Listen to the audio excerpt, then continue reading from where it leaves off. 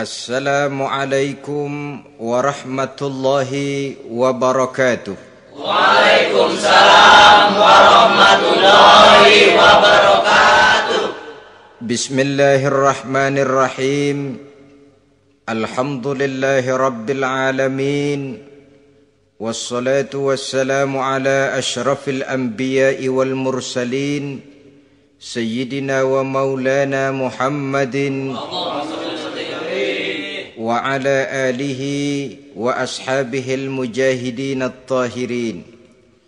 Amma ba'du, subhanaka la ilma lana illa ma 'allamtana innaka antal alimul hakim. La hawla wa la quwwata illa billahil aliyyil azim. Saudara-saudara kaum muslimin, terutama adik-adik para remaja dan pemuda yang saya cintai. Apabila seseorang akan membangun rumah, tentu saja dia akan mengadakan beberapa pilihan. Sejak dari memilih lokasi di mana rumah itu akan didirikan, sampai kepada menentukan bahan-bahan kualitas yang akan dipakainya, sampai kemudian kepada wujud dan bentuk rumah yang akan ditinggalinya. Demikianlah bahwa untuk membangun sebuah rumah yang hanya untuk menaungi kehidupan di dunia ini, kita mengadakan berbagai macam pilihan. Apalagi kalau kita akan membangun sebuah rumah tangga yang kita harapkan tidak hanya akan menaungi kehidupan di dunia ini, tidak hanya untuk kepentingan kita saja, tetapi juga untuk kepentingan anak cucu kita di belakang hari, termasuk sampai kepada hari akhirat nanti. Oleh karena itu, pada pertemuan kali ini, saya hanya ingin khusus berbicara kepada adik-adik remaja dan para pemuda, bagaimana sebaiknya memilih jodoh menurut ajaran agama Islam. Dalam Al-Quran, Allah subhanahu wa ta'ala menjelaskan, Zuyyina linnasi hubbus syahawati minan nisa, bahwa manusia apapun jenisnya, asal dia bernama manusia, dihiasi dengan perasaan cinta kepada perempuan. Jadi sejak dahulunya secara fitrah, laki-laki senang kepada perempuan, sebagaimana perempuan pun senang kepada laki-laki. Dihiasi rasa cinta ini dalam kehidupan manusia. Dan oleh karena adanya rasa cinta, berkembanglah segala macam persoalan. Sehingga seorang ahli cinta pernah berkata, cinta adalah 5 huruf yang membuat persoalan tidak akan pernah selesai. 5 huruf yang membuat persoalan tidak akan pernah selesai-selesai. Tetapi dalam kehidupan sehari-hari sering kita saksikan bahwa cinta ini bisa mendorong, memberikan motivasi yang baik, dan cinta ini pun bisa juga memberikan dorongan yang tidak baik. Oleh karenanya, apabila cinta itu ibarat setetes embun yang jatuh di bumi yang subur, akan tumbuhlah di atasnya aneka ragam bunga-bungaan yang harum semerbak, indah mewangi, sedap dipandang orang, menebarkan rasa aman, damai, sentosa, dan begitu selanjutnya. Tapi jika cinta itu jatuh di hati yang gersang dan tandus, tidak ada yang akan dapat tumbuh di sana selain sirih memanjat batu, kuning daunnya, lemah gagangnya, maka cinta yang semacam itu tidak akan memberikan dorongan positif kepada seseorang di dalam kehidupannya. Maka lebih dahulu kita akan membicarakan cinta dalam artian yang positif ini, untuk nanti sampai kepada perempuan yang bagaimana yang harus kita cintai, atau laki-laki yang bagaimana yang harus dicintai oleh seorang perempuan. Saudara hadirin yang saya hormati, cinta dalam artian yang positif, pertama, dia selalu mendatangkan keindahan. Yang kedua, cinta itu memberikan energi atau semangat untuk berjuang. Dan yang ketiga, cinta itu selalu membawa resiko dalam bentuk pengorbanan. Maka cinta yang positif pertama melahirkan keindahan. Disinilah orang memerlukan filter atau saringan. Sebab keindahan yang didasarkan karena cinta itu merupakan satu keindahan yang relatif saja. Boleh jadi karena indah orang jadi cinta, boleh juga jadi karena cinta segala sesuatu terasa jadi indah. Namun bagaimanapun juga, kalau hati sudah diliputi oleh rasa cinta, segalanya akan terasa menjadi indah.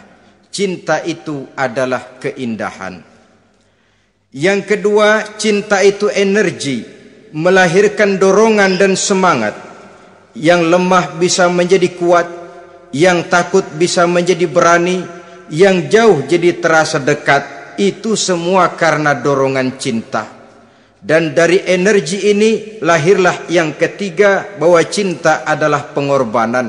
Sehingga orang berkata, berani bercinta artinya harus berani berkorban. Takut berkorban, jangan bercinta. Kalau cinta ini kita salurkan kepada nilai-nilai agama umpamanya, yang pertama, cinta mendatangkan keindahan. Kita cinta kepada agama, maka apapun yang diperintahkan oleh agama akan terasa menjadi indah. Solat akan terasa menjadi indah, puasa terasa menjadi indah, zakat terasa menjadi indah, jihad pun akan terasa menjadi indah. Persis kalau kita cinta kepada seorang gadis. Jika kita cinta kepada seorang gadis, apanya saja akan kelihatan menjadi indah. Jalannya terasa indah, lenggang-lenggoknya terasa indah, suaranya merdu padahal cemprengnya bukan main. Seluruhnya akan mendatangkan keindahan karena dasarnya sudah cinta. Cinta membawa kepada keindahan. Yang kedua, cinta itu melahirkan energi. Orang yang cinta kepada agama akan lahir tenaga dan semangatnya melaksanakan ibadah, melaksanakan puasa, melaksanakan zakat, melaksanakan solat, melaksanakan haji, bahkan melaksanakan jihad sekalipun. Cinta selamanya menimbulkan energi dan semangat. Sama saja dengan kita apabila jatuh cinta kepada seorang gadis, walaupun rumahnya jauh, katanya, gunung pun akan kudaki, lautan pun kuseberangi. Untuk apa itu? Untuk menemui apa yang kita cintai. Cinta selamanya melahirkan energi. Capek tidak terasa, lelah tidak terasa, semuanya tertutup oleh keindahan yang bernama cinta. Lalu yang ketiga, cinta membawa pengorbanan. Apabila kita cinta kepada agama, maka pengorbanan terhadap apapun yang diminta oleh agama, baik itu pengorbanan waktu, tenaga, pikiran, harta, bahkan pengorbanan nyawa sekalipun, kita tidak akan berat melaksanakannya karena cinta kita kepada agama yang kita anut ini. Demikian juga cinta kita kepada seorang perempuan akan membuat kita rela berkorban. Apapun yang dia minta, jangankan kita tidak mampu, jangankan kita mampu, kita tidak mampu sekalipun, kita masih berusaha untuk mampu guna memenuhi tuntutan si buah hati belahan jantung. Kadang-kadang malam minggu si doi ngajak nonton. Umpamanya duit tidak ada, gajian belum, kerja enggak. Timbullah inisiatif, entah sepatu kita jual ke tukang loa, entah celana mampir dulu ke tempat lain. Yang penting kita berkorban untuk memenuhi permintaan si buah hati belahan jantung. Ketika itu pengorbanan sudah tidak kita rasakan lagi. Bahkan pengorbanan yang paling pedih sekalipun, dalam gurau, dalam bercanda misalnya, dicubit kita oleh kekasih kita, pedih bukan main, terkelupas kulit, mengalir darah, bukan nangis, nyengir. malah kadang-kadang minta tambah dicubit lagi. Itulah romantikanya cinta, sanggup membuat orang berkorban, melahirkan energi dan semangat, menambah keindahan dalam kehidupan, sepanjang dia dalam artian yang positif. Kalau demikian masalahnya, di dunia yang penuh dengan perbenturan nilai sekarang ini, orang sering salah jalan bagaimana memilih jodoh untuk membangun rumah tangga yang bahagia. Jangan lupa bahwa membangun rumah tangga ini bukan hanya untuk 1-2 bulan, bukan hanya untuk 1-2 tahun, bahkan bukan cuma untuk kehidupan dunia, lebih daripada itu pun untuk menunjang kebahagiaan di akhirat. Oleh karenanya, memilih jodoh bukan satu hal yang mudah, bukan satu hal yang bisa dilaksanakan sambil lalu, tetapi memerlukan penelitian, memerlukan pengamatan yang mendalam. Apa petunjuk agama tentang itu? Dengan kata lain, bagaimana seharusnya seseorang memilih jodoh dalam kehidupannya? Ini tentu saja sumbangan moral buat adik-adik remaja dan para pemuda yang lagi kebingungan memilih jodoh, atau barangkali buat bapak-bapak yang kepengen nambah lagi.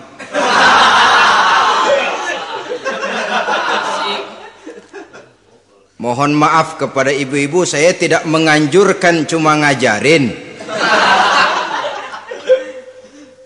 Yang pertama, menurut Nabi, nikahilah perempuan itu karena rupanya, karena hartanya, karena keturunannya, dan karena agamanya. Ada 4 motif utama di sini. Pertama, memilih jodoh, lihatlah rupanya. Lagian siapa yang kepengen dapat jodoh rupanya nggak karu-karuan? Cari rupa yang cantik, indah, dan menawan. Namun jangan lupa, saya katakan di zaman di mana sering terjadi benturan nilai seperti sekarang ini, orang sulit untuk mendapatkan keaslian. Di mana teknologi sudah sedemikian canggih, di mana ilmu kedokteran sudah sedemikian maju, maka berbagai macam rupa bisa dibentuk dengan apa yang dinamakan operasi plastik misalnya. Yang pesek bisa dibikin mancung, kuping yang kelebaran bisa dibikin sedang, pipi yang kembung sebelah bisa dibikin rata, janggut yang tidak menarik bisa dibikin bak lebah bergantung katanya. Oleh karena itu, kalau pilihan hanya tertuju kepada rupa yang cantik saja semata-mata, kita sudah melakukan satu kesalahan yang sangat besar. Sebab apa? Diperingatkan oleh Nabi melalui hadis Ibnu Majah, Bazar dan Baihaqi dari Ibnu Umar. Janganlah kamu kawini seorang perempuan karena kecantikannya, sebab kecantikan boleh jadi akan mencelakakan.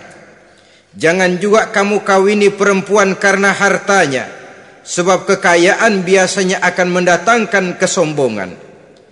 Tetapi kawinilah karena agama dan akhlaknya, karena itulah yang akan membawa kepada kebahagiaan.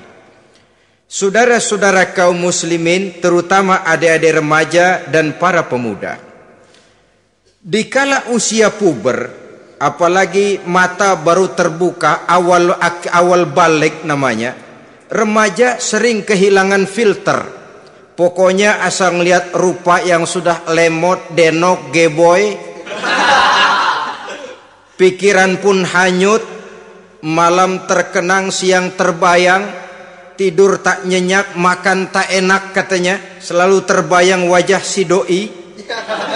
Dikala itu orang kehilangan pertimbangan bahwa rupa yang cantik kadang-kadang sering menipu. Diriwayatkan oleh Imam Ibnu Abbas, satu hari ketika sedang kumpul dengan para sahabat, lewatlah orang dengan potongan potongan orang kaya. Kelihatan kan, orang kaya sama orang miskin jalannya aja lain kan? Jalannya saja, jangan gaya hidupnya, jalannya saja lain. Lewat dia, Rasul bertanya kepada seorang sahabat, menurut pendapatmu bagaimana orang yang lewat itu? Kata sahabat, oh, yang lewat ini ya Rasul, kalau dia meminang perempuan pasti diterima. Kalau dia menolong orang pasti berhasil. Kalau dia ngomong pasti didengerin. Kenapa? Orang kaya. Orang kaya ya Rasul. Kalau dia minang, perempuan mana yang kagak bisa menerima kalau dipinang oleh orang kaya? Biar mukanya udah belipet kayak dompet tanggung bulan. Kalau memang duitnya banyak, nggak kelihatan tuh muka yang belipet, yang kelihatan duit. Kalau dia nolong orang, pasti berhasil apa yang dia tolong itu. Kalau dia ngomong, pasti didengerin orang, walaupun omongannya biasa-biasa saja. Kenapa? Orang lihat penampilannya. Sudah, ketika orang itu lewat, beberapa lama kemudian lewat lagi seseorang yang kelihatannya miskin. Rasul tanya lagi, kalau orang ini bagaimana pendapat kamu? Wah, potongan begini sih Rasul, kalau dia minang orang tolak.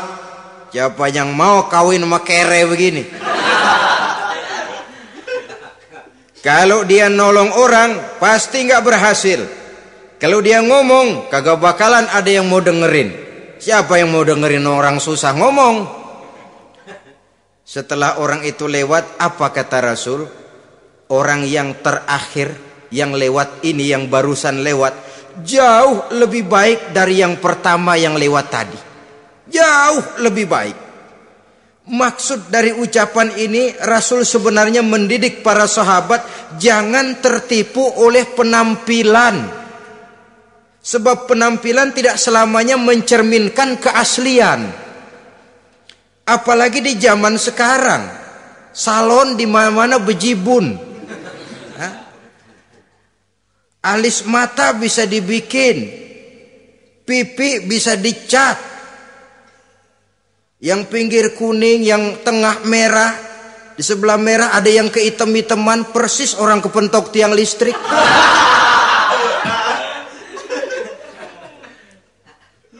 Kecantikan yang artifisial, kecantikan yang bukan alami. Karena itu silakan saja cari yang cantik, tapi jangan terpaku sampai di situ. Sebab kecantikan di samping dia mudah berubah oleh pergeseran masa dan pertukaran waktu, ternyata penampilan tidak selamanya mencerminkan keaslian. Lain hari seorang sahabat pernah mengadu, "Ya Rasul, ada apa? Inna imraati la turaddu yadul lamis."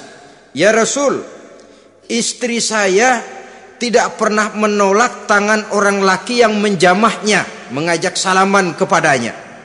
Apa jawab Rasul? Ceraiin aja. Tapi hati saya berat ya Rasul, saya cinta betul sama dia. Ya kalau hatimu berat, jaga dia baik-baik. Nah, dari riwayat ringkas ini kita ambil satu perbandingan.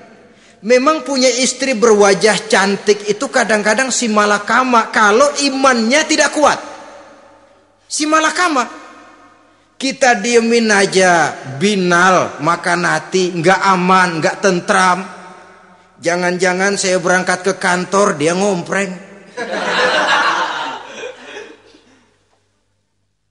Buah si malakama, seperti orang tadi, ya Rasul. Istri saya kelihatannya sebenarnya tidak negatif maksudnya ini, cuma bersalaman tapi terlalu ngobrol. La turaddu yadul lamis, tidak pernah menolak orang yang ngajak salaman. Ya sekedar salaman. Tapi kan awalnya dari salaman. Kalau sudah salaman kan strum bisa ngederdet dari tangan situ. Kata Rasul sederhana saja, ya kalau memang begitu ceraiin. Saya nggak kuat Rasul, saya cinta betul sama dia. Kalau kau tak kuat berpisah dengan dia, jagalah dia baik-baik. Ajar, didik, tanamkan rasa keagamaan di dalam hatinya. Saudara-saudara kaum muslimin, jadi rupa yang cantik tanpa didasari oleh nilai-nilai agama akan membuat seorang suami di rumah tangganya seperti si malakama. Seperti berhadapan dengan buah si malakama kalau tidak diiringi dengan nilai-nilai moral yang luhur dan bekal agama yang tangguh. akan pergi jauh dari rumah rasanya tidak aman, sedangkan di rumah saja siapa yang akan mencari nafkah? Dan begitu selanjutnya. Orang tadi jelas berhadapan dengan buah si malakama. Didiamkan, makan hati. Sebab maaf, kalau seorang suami sudah tidak punya rasa cemburu terhadap istrinya, itu kan yang disebut dayus. Dan dayus itu jangankan masuk surga, bau surga saja dia tidak dapat. Tapi cemburu dalam artian bukan cemburu buta, cemburu dalam artian yang wajar. Dia cemburu, akan dikerasi takut kalau istrinya minta cerai, sedangkan dia cintanya sudah kadung medok bener. Si malakama jadinya. Nah, ini juga satu riwayat yang memberikan gambaran kepada kita. Pilihan, silakan cari rupa yang cantik saja, cari yang cantik. Tapi kalau itu dijadikan motif utama tanpa dasar-dasar agama, saya khawatir nanti rumah tangga kita akan berhadapan dengan buah si malakama. Jadi adik-adik remaja, usaha, ikhtiar, cari yang cantik, yang kira-kira nggak membosenin, supaya kita betah tinggal di rumah, supaya kita merasa ada tempat berbagi rasa, ada tempat kita bernaung.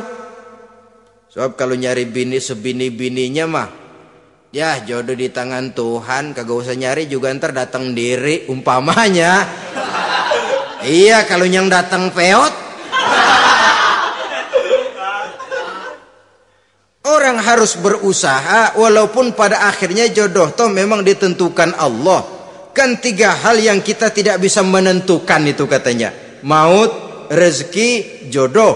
Itu yang masuk mysterious problem. Problem yang misterius. Maut, misterius. Kapan kita mati, kita sendiri tidak tahu. Tahun depan, 50 tahun lagi, 100 tahun lagi, tidak pernah seorang pun diberitahu. Tapi yang pasti dia bakal datang. Kapan dan di mananya, kita tidak tahu. Bisa di rumah, bisa di masjid, ya alhamdulillah. Bisa di majelis taklim, syukur. Bisa di medan perang membela agama, bagus. Pasti dia akan datang. Maut, mysterious problem, sesuatu yang kita tidak tahu kapan datangnya. Rezeki, gitu juga.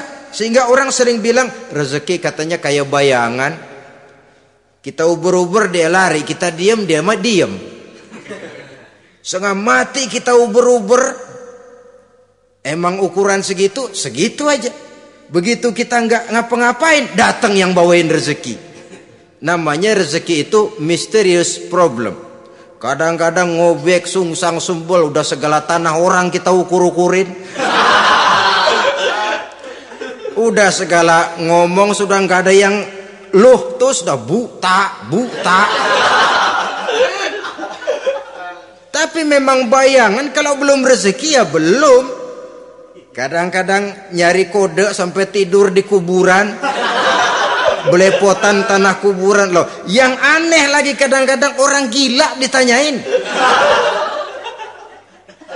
Allahu Akbar, ini kode-kode zaman sekarang ini sampai orang waras nanyain orang gila, itu gimana itu?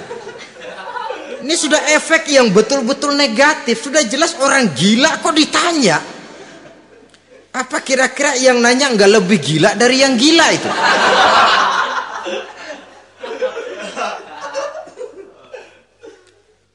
Saudara-saudara kaum muslimin, terutama adik-adik remaja dan para pemuda, jadi silakan saja cari rupa yang cantik, karena dia akan jadi tautan hati, buah hati belahan jantung, tempat kita berbagi rasa, tempat kita pulang dan tinggal di rumah tangga kita. Tapi hendaknya kecantikan rupa itu diiringi juga dengan kecantikan budi. Karena itu cari rupa yang cantik. Ini pilihan utama. Yang kedua, kata Nabi, harta, cari yang kaya. Tetapi jangan lupa, jangan dijadikan pilihan utama. Karena kekayaan sering mendatangkan kesombongan. Apalagi kalau seorang pemuda mendapat istri orang kaya. hidupnya dimodali oleh istrinya, maka biasanya wibawanya sebagai seorang suami akan hilang. Akhirnya komando di tangan istri. Dikala itulah suami tidak lebih daripada prajurit yang taat kepada komando istrinya. Padahal menurut konsep Quran, ar-rijalu qawwamuna 'alan nisa, laki-laki diciptakan sebagai pembimbing bagi perempuan. Kalau nanti suatu saat terjadi benturan, sedangkan modal diberikan oleh istri, terjadilah pengungkitan. Kata istrinya apa? Lu jangan bertingkah, lu kan kawin sama gue modal lu kolor doang.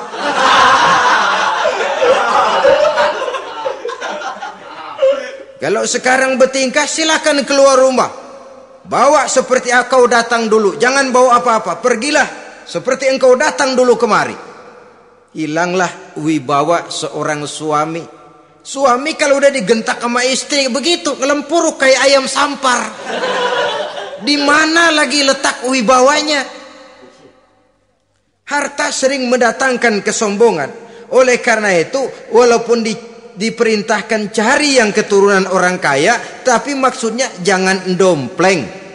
Sebab kepribadian seorang suami akan ditentukan oleh sifatnya sendiri. Keberadaannya ditentukan oleh karya dan perbuatannya sendiri. Itulah yang akan menampilkan kepribadian dia dalam kehidupan di masyarakat ini. Saudara-saudara kaum muslimin, terutama adik-adik remaja dan para pemuda, kan kadang-kadang di zaman sekarang kan kelas-kelas gigolo, playboy ya, nyari tante-tante kesepian, mejeng-mejeng di pinggir-pinggir jalan dengan harapan apa? Ya barter lah, tukar tambah. Nah, supaya dapat rokok, dibelikan pakaian, motor dan sebagainya. Tapi yang jelas hilang harga diri sebagai laki-laki, dan itu yang paling mahal. Kalau seorang laki-laki sudah kehilangan harga diri, apalagi yang bisa dibanggakan dalam kehidupan ini? Apa artinya naik mobil kalau kepala tertunduk ke bawah? Apa artinya jalan di tengah masyarakat kalau kita tidak bisa menengadah dengan satu kebanggaan? Hilangnya harga diri merupakan kehancuran awal dari sebuah pribadi yang untuk jangka panjang kita tidak akan bisa lagi berbuat banyak. Tanpa harta orang memang sulit untuk bahagia, tapi harta semata-mata bukan merupakan jaminan bahwa orang lantas akan bahagia. Saya barangkali harus berkata, banyak orang miskin yang kaya, tapi tidak sedikit orang kaya yang miskin. Saya ulangi ini, banyak orang miskin yang kaya, tetapi tidak sedikit orang kaya yang miskin. Nah, bagaimana pengertiannya? Orang miskin yang kaya, materinya sederhana, peralatan rumah tangganya sederhana, tapi hatinya kaya. Oleh karena hatinya kaya, jiwanya lapang. Sebaliknya, orang kaya yang miskin, di tengah kelimpahan materi yang berlimpah, segalanya serba ada, hatinya yang miskin. Kelimpahan materi tidak akan sanggup mengobati kemiskinan hatinya. Sehingga di tengah kehidupan yang serba ada, dia masih merasa kurang, maka dia tidak pernah cukup. Di tengah kemilauan dan gemerlapan serta glamornya rumah mewah, dia merasa hidup di tengah gurun pasir yang gersang dan tandus. Karena itu, biarlah miskin harta tapi kaya budi, daripada kaya harta tapi miskin budi. Lebih utama lagi kaya harta, kaya budi. Itu idealnya. Dasar pilihan ketiga sesudah rupa dan harta menurut Nabi, keluarga. Faktor keturunan sangat menentukan. Pepatah mengatakan, buah apel akan jatuh tidak terlalu jauh dari pohonnya. Biasanya kalau bapak kalong, anak kampret. Bapak nyolong, anak nyopet. Itu fotokopi.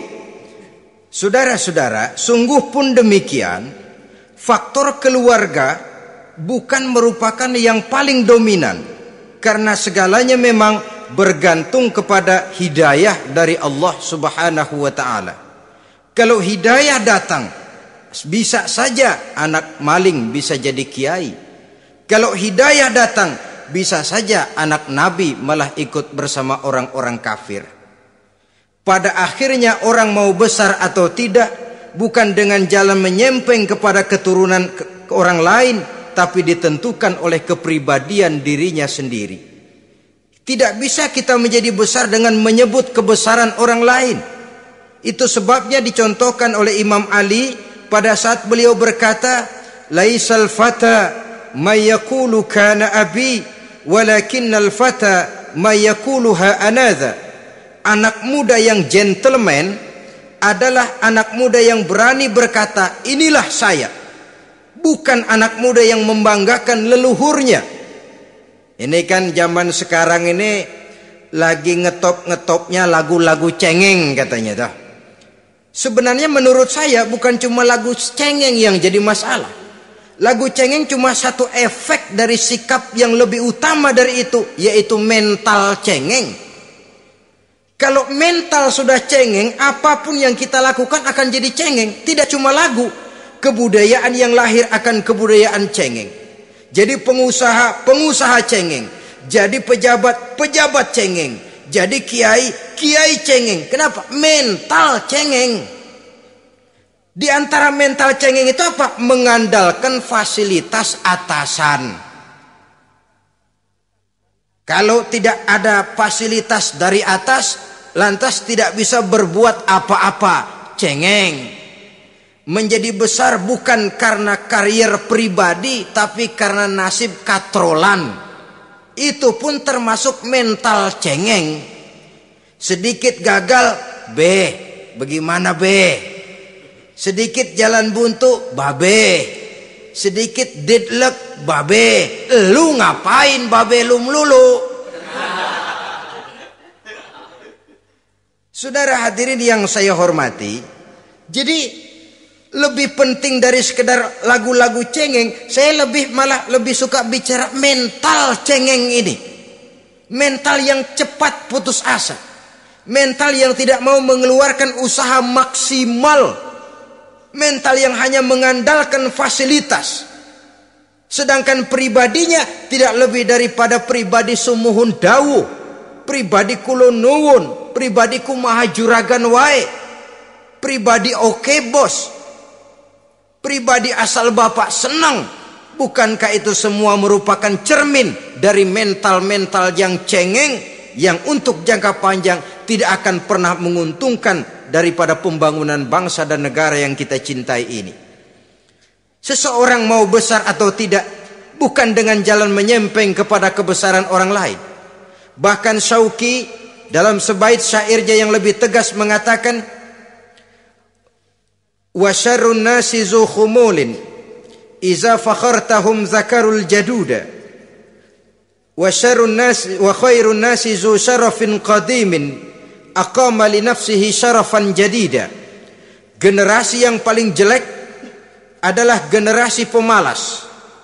Kalau kelihatan orang lain lebih hebat dari dia, disebut-sebutnya kebesaran nenek moyangnya. Dia sendiri nggak punya prestasi apa-apa. Kerjanya cuma ngandeli babe.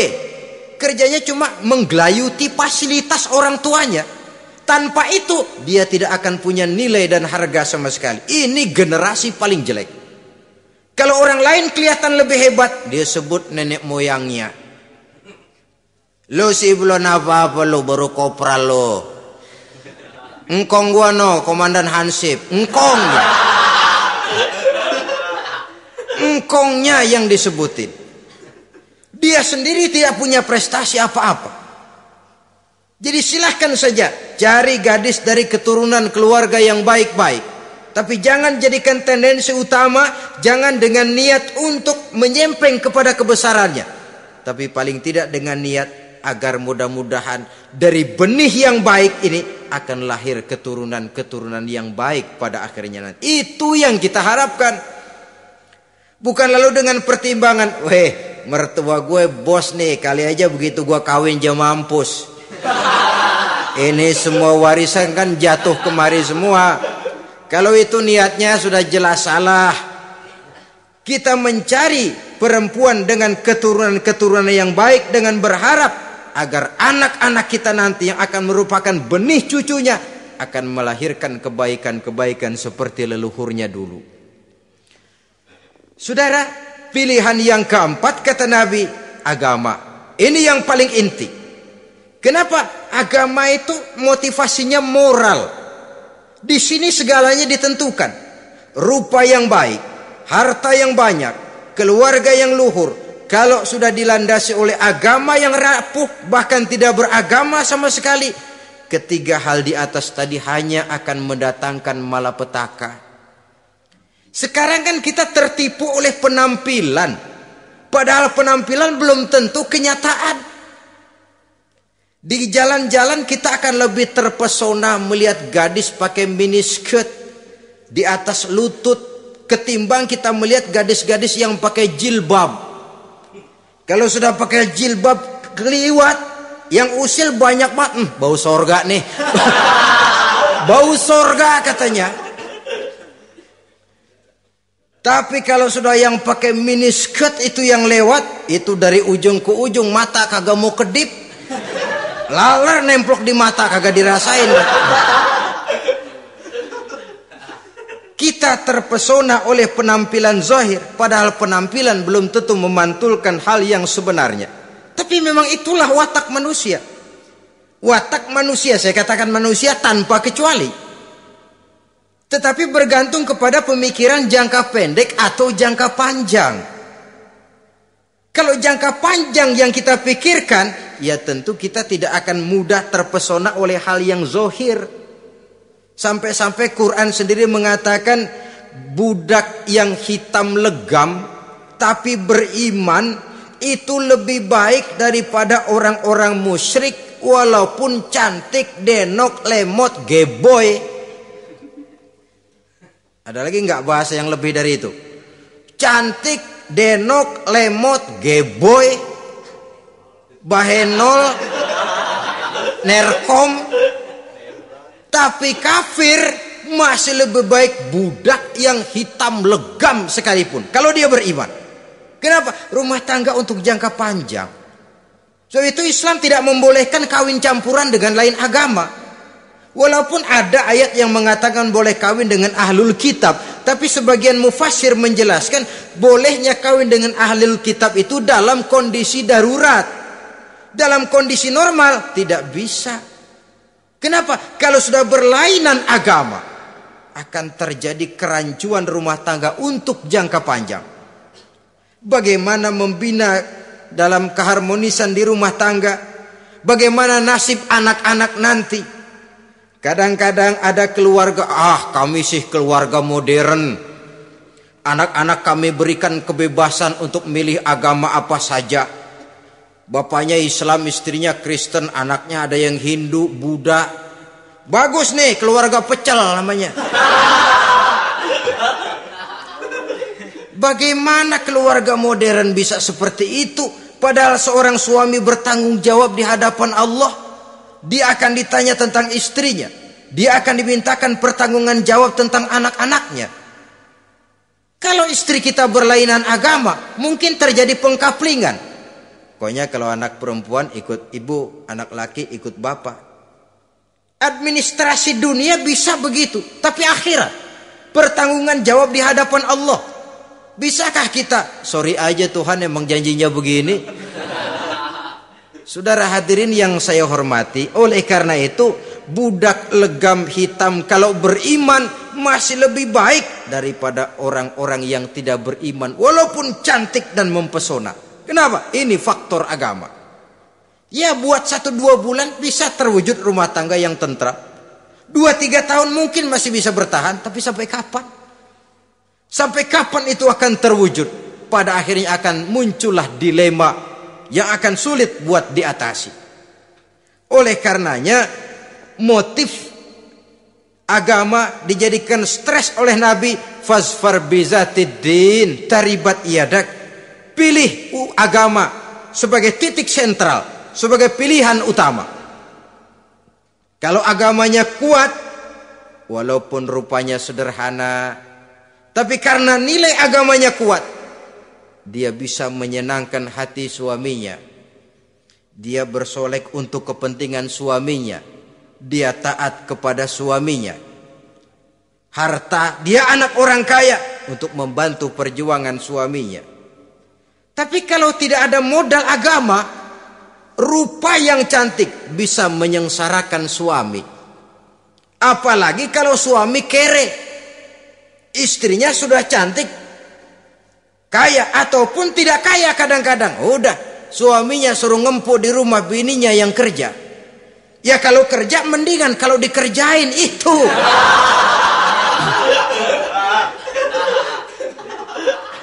Itu yang repot. Saudara hadirin yang saya hormati, dan ini bukan 1-2 kasus. Alangkah malangnya kalau sudah terkena hal seperti itu.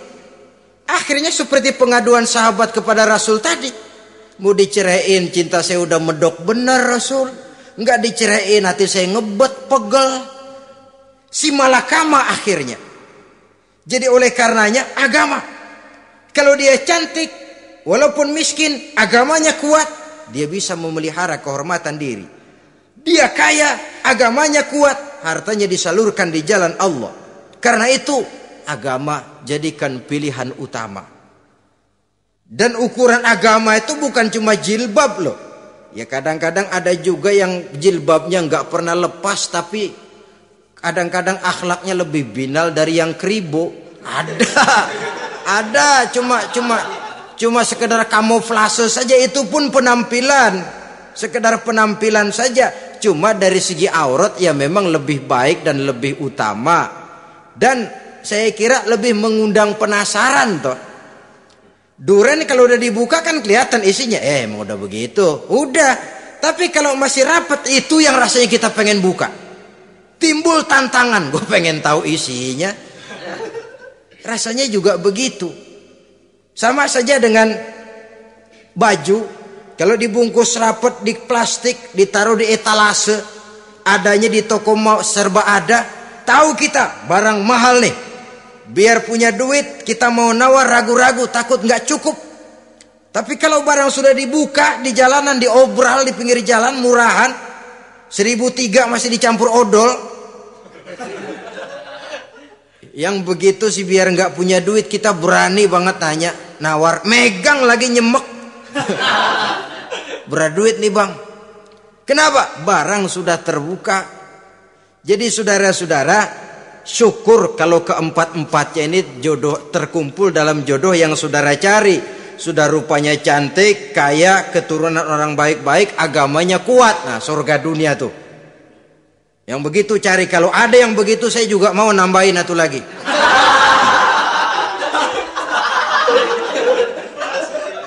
Tapi yang kumpul keempat-empatnya ini terus terang saja langka. Makhluk langka ini. Kadang-kadang cantik, kaya, keluarganya hebat, agamanya nol, akhlaknya kayak setan. Tapi yang paling celaka kalau empat-empatnya kagak ada. Rupanya jelek, melarat, bapaknya biang maling, kagak beragama lagi. Apanya yang mau dipilih? Mampus saja mendingan. Sudah nggak ada pilihan sama sekali tuh. Sudah nggak ada pilihan sama sekali. Saudara hadirin yang saya hormati, terutama adik-adik remaja. Nah, lalu apa motivasi agama dalam pembinaan ini apa?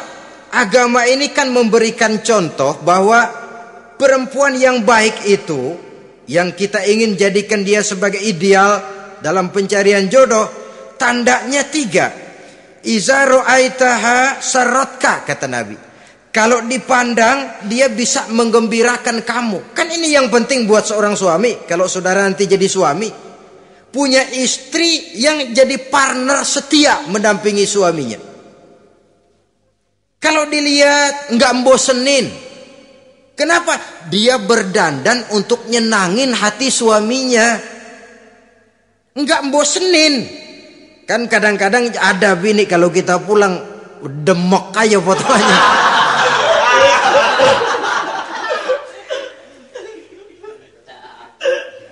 Ini yang bikin suami enggak betah di rumah ini kan yang begini. Adapun perempuan yang beragama, apabila dipandang oleh suaminya, dia pandai menyenangkan hati suaminya. Andai kata suaminya dalam kesulitan, dia tidak menambah beban kesulitan. Paling tidak dia bisa memberikan satu bantuan moral. Bantuan moral untuk mengurangi beban kesulitan daripada suaminya. Suami pulang dagang rugi, kata istrinya, romantika bang. Sekali-sekali lah, masa selamanya dagang mau untung. Besok siapa tahu untung lebih besar. Kan meringankan tuh. Kadang-kadang enggak, suami pulang dagang dari pasar panas, rugi. Sampai rumah bini pidato. Pletar-pletor. Lu dagang rugi, emang lu laki goblok.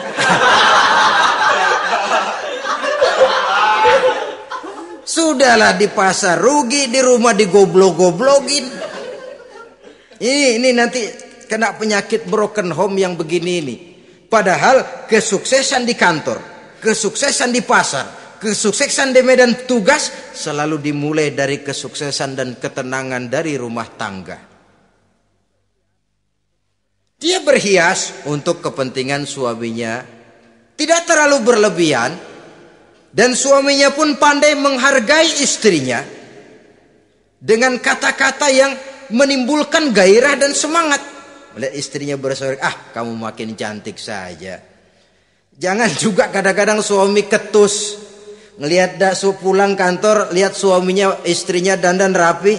Tumben lu mau bekasin apa? Mau bekasin katanya. Artinya apa ini? Pandai mengembirakan, bisa tenggang rasa, bisa berbagi rasa. Sehingga suami merasa ada tempat dia bertukar pikiran.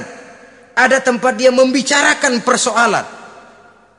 Dialog dalam kehidupan berumah tangga itu sangat diperlukan. Iza ra'aitaha sarratka, kalau dipandang dia sanggup mengembirakan kamu. Dikasih uang 500 senyum, 5.000 pun ketawa. Menggembirakan. Dia bisa taruh kata hatinya kesel, tapi mulutnya senyum. Nah ini yang sulit ini. Senyum tapi kesel, kesel tapi senyum. Kadang-kadang istri itu kan kalau sudah kesel, suami pulang nggak bisa dia menyembunyikan kekesalannya. Dari jauh suami sudah lihat ini yang nyambut, ini bemo ini. Udah monyong serem. Saudara hadirin yang saya hormati, yang kedua, bila diperintah dia taat. Ini pengaruh agama. Sehingga Nabi mengatakan, "Lau amartu li ahadin ayyasjuda ila ghairiha, la amartul mar'ata litasjuda ila zawjiha likibari haqqihi 'alaiha." Andai kata saja boleh aku memerintahkan manusia untuk sujud kepada sesama manusia, pastilah aku perintahkan perempuan untuk sujud kepada suaminya. Kenapa? Karena besar hak suaminya kepada dirinya. Untung sujud kepada manusia tidak boleh. Andai kata boleh, perempuan disuruh sujud sama suaminya. Ini tidak perlu sampai sujud, cium tangan saja minta ridho suami. Kadang-kadang perempuan sekarang berat. Paling banter setahun sekali lebaran doang. Laki pulang sembahyang tubruk, cium tangan, minta redo, nangis segala macam. 3 hari habis lebaran beras habis, monyong aja lagi.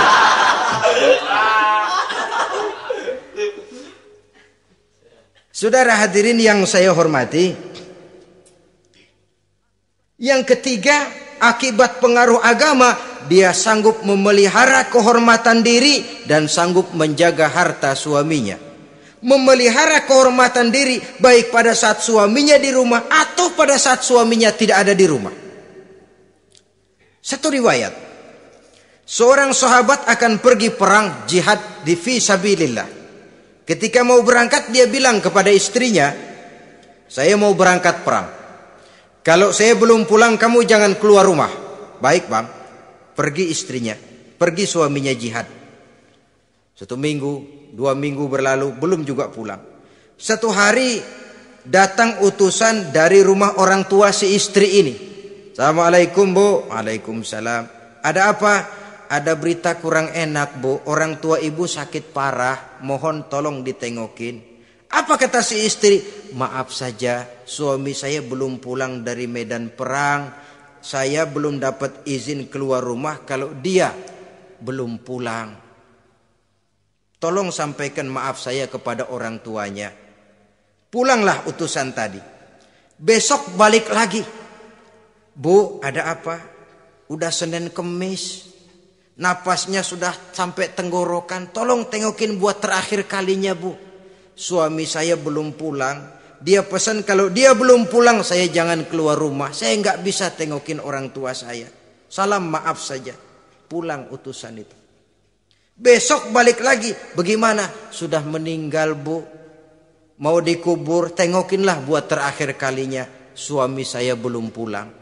Saya belum berani keluar rumah kalau suami saya belum pulang. Itu janji saya sama suami saya. Pulanglah utusan ini ngadu kepada Rasulullah sallallahu alaihi wasallam. Ya Rasul, ini perempuan kelewatan benar. Dari orang tuanya sakit sampai sekarat, sampai mati, sampai dikuburin dia nggak nengokin. Memangnya kenapa? Suaminya katanya pergi jihad dan suaminya tidak mengizinkan dia keluar rumah kalau si suami belum pulang. Apa jawab Rasul? Marahkah beliau? Tidak, beliau senyum. Apa katanya? Dosa orang tua yang meninggal ini telah diampuni oleh Allah karena dia punya anak perempuan yang begitu taat kepada suaminya. Allahu Akbar. Dosa orang tua yang sudah meninggal itu diampuni oleh Allah karena dia punya anak perempuan yang begitu taat kepada suaminya. Ketaatannya kepada suaminya menyebabkan dosa orang tuanya diampuni oleh Allah Subhanahu wa taala. Suami pergi jihad, orang tua sakit keras, tidak berani dia keluar rumah. Itu tandanya bisa menjaga kehormatan diri. Kalaupun satu saat suaminya manggil, bu tolong ambilin uang di dompet. Dompetnya dibawa, bang ambil saja sendirilah, nanti salah ambil lagi saya. Kadang-kadang enggak, suaminya pergi mandi dompet berantakan. Saudara hadirin yang saya hormati, ini motivasi agama. Jadi kecantikan zahir yang diimbangi dengan kecantikan batin oleh karena pengaruh agama tadi. Kalau sudah kemari, orang tidak perlu mikir-mikir operasi plastik, bikin yang pesek jadi mancung supaya orang tertarik. Bikin belakang yang kurus jadi menarik. Tidak. Orang tidak perlu lagi pakai susuk-susukan, dipasang di bibir supaya kalau senyum orang gempor, supaya kalau ngomong orang percaya, dipakai di kuping supaya macam-macam. Tidak perlu lagi pakai jompa-jampe, pelet-peletan supaya kalau diludahin orang ngikut. Nggak perlu lagi. Kenapa? Cinta itu nature, sesuatu yang alamiah, yang tidak bisa dipaksakan. Dia kudrati, karunia dari Allah. Tidak bisa cinta dipaksakan. Kalaupun bisa, dengan ilmu pelet, oh saudara bisa membuat orang jatuh cinta, ya 2-3 hari, 4-50 hari. Kesananya, apa yang akan terjadi? Kelanggengan tidak akan pernah terwujudkan. Kenapa? Keterpaksaan yang akan timbul. Dalam kondisi semacam itu, rumah tangga tidak akan mengalami ketenangan dan ketentraman. Jadi biarkan cinta berjalan secara alamiah karena dia memang alamiah. Saudara-saudara, nah sekarang kalau sudah ketemu nih, yang 4 tadi, rupa cantik, keturunan boleh, kaya lumayan, agama kuat. Apa yang harus kita cari? Apa yang harus kita lakukan? Apa pakai pepatah anak sekarang? Aku lihat, aku pikat, aku dapat, aku sikat, aku minggat. Bangsat.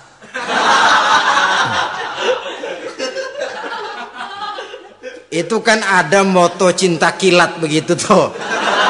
Cinta kilat katanya. Aku lihat, aku pikat, aku dapat, aku sikat, aku minggat. Bangsat. Atau kita harus hanyut dalam arus free love, free sex, summon living, eksperimen dulu? Tidak. Ya kalau mesti bawa pisang raja, pakai roti buaya, pakai martabak segede ban mobil truk segala macam. Itu adat saja, ya. Tapi yang real meminang itu ada dalam Islam. Nah, bagaimana adab meminang? Setelah kita tahu anak ini cantiknya ya, keturunan baik, ya kekayaannya lumayan, agamanya kuat, pinanglah dia. Caranya boleh lihat langsung. Lihat langsung kalau bisa tanpa setahu si perempuan. Dan batas yang boleh dilihat itu muka dan tangan. Itu saja. Jadi jangan gerusak. Minta permisi Pak, saya mau ngelihat anak bapak seutuhnya. Soalnya buat saya ini nanti. Apanya aja dibedolin, jangan. Kira-kira yang boleh itu muka sama tangan. Andai kata kita risih, sebab nanti kalau nggak jadi akan jadi timbul rasa malu dan si perempuan juga kasihan. Boleh mengutus perempuan yang kita percaya. Coba kau ke sana, lihat kondisinya yang sebenarnya bagaimana. Kalau ngelihat dari jauh sih utuh, siapa tahu nanti tangannya kurang sebelah. Coba lihat sana. Saudara-saudara, kemudian boleh juga ditanyakan kepada orang tuanya. Dan dalam hal ini orang tua si gadis tidak boleh menyembunyikan aib atau cacat yang dimiliki oleh anaknya. Dia harus menceritakan apa adanya, sampai pun kekurangan anaknya yang paling kecil sekalipun. Sebab apa? Jangan sampai istilah pepatah beli kucing dalam karung. Kedengeran suaranya doang meong-meong, begitu dibuka tuh kucing gempor sebelah kakinya nggak ada. Kan tentu kita tidak kepengen kecewa di belakang hari. Itulah perlunya meminang sebagai jembatan untuk menuju kepada pernikahan. Nah, dengan demikian kalau sudah usaha meminang ini dilaksanakan, jangan merasa sudah setengah resmi. Ini yang kadang-kadang jadi penyakit. Malah sesudah meminang harus masing-masing lebih menjaga diri, menjaga kehormatan, menjaga pergaulan. Kenapa? Agar saat memasuki jenjang pernikahan nanti merupakan jenjang yang sangat ditunggu-tunggu. Ada rasa keinginan tahu. Kalau tidak, ya udah biasa, nggak giroh lagi ngadepin perkawinan. Kenapa? Kemarin-kemarin gue udah cobain. Hilang gairah lagi. Sebab itu kalau sudah meminang jangan merasa sudah setengah halal. Udah minang ini Kadang-kadang orang tua juga konyol. Sudah dipinang diumbar. Lu mau kemana keda lu udah pinang. Padahal meminang itu cuma langkah awal. Sedangkan selanjutnya harus lebih berusaha menjaga kehormatan diri sampai pada saat nanti pelaksanaan pernikahan. Nah, saudara-saudara, terutama adik-adik remaja dan para pemuda, walaupun agak sekilas memang karena terbatasnya waktu pada pertemuan ini, mudah-mudahan bisa memberikan gambaran yang sepintas tentang bagaimana sebaiknya kita memilih jodoh di dalam membina rumah tangga yang bahagia. Semoga ada manfaatnya. Terima kasih atas segala perhatian. Mohon maaf atas segala kekurangan. Usikum wa nafsi bitaqwallah. Wassalamualaikum warahmatullahi wabarakatuh.